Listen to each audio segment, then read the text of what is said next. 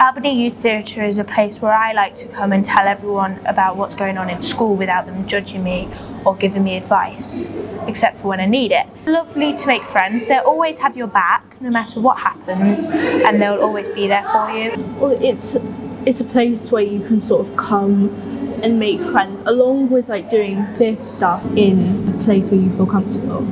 When I started coming here, I was really anxious. I didn't want to talk to anyone. But then I started coming a few more weeks and my confidence started to grow. I could talk to them about my problems and anxieties and they would always have my back. I'm autistic, so I struggle with something.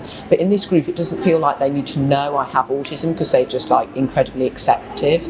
Like your gender, sexuality, nationality, if you've got any neurodiversities. They're fine with all of that. I really want to be an actor. This is obviously helping me to become an actor, and also it's quite nice to have a chat with some people. They won't really judge. They usually give some good advice about what you're going through. I can just be myself, because usually at school and in other places I'm kind of scared that people can judge me, but here it's a little bit different.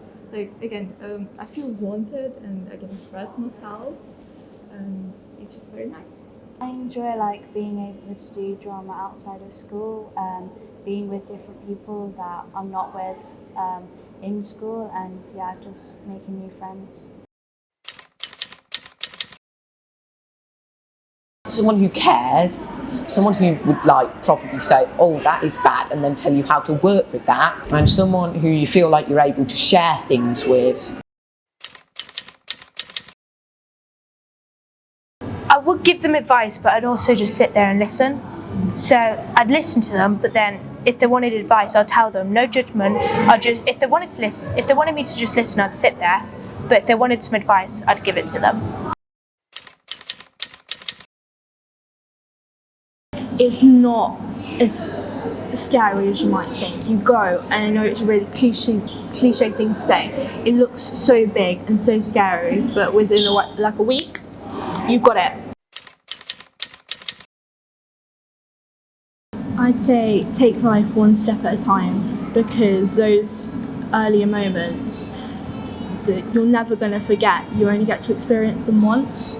I go 100 miles an hour and always shake my leg, always have to do something. Right now I'm playing with a piece of string. You've just try your best to calm down. Stop trying to be like everyone else, because you yourself is who you are, and if you're trying to change that, that's just going to make yourself feel bad. And anyway, who you're supposed to be in standards changes all the time, so you're going to constantly be changing yourself all the time, which isn't really great for your mental health or stuff like that. So I just say, be who you are, try to help people, but most of all help yourself. Just always do something that makes you happy, because it can like help a lot. Do not be scared to go and talk to people, like ask for help, and because it's completely normal. So yeah, everybody have their own different struggles, and there is nothing wrong about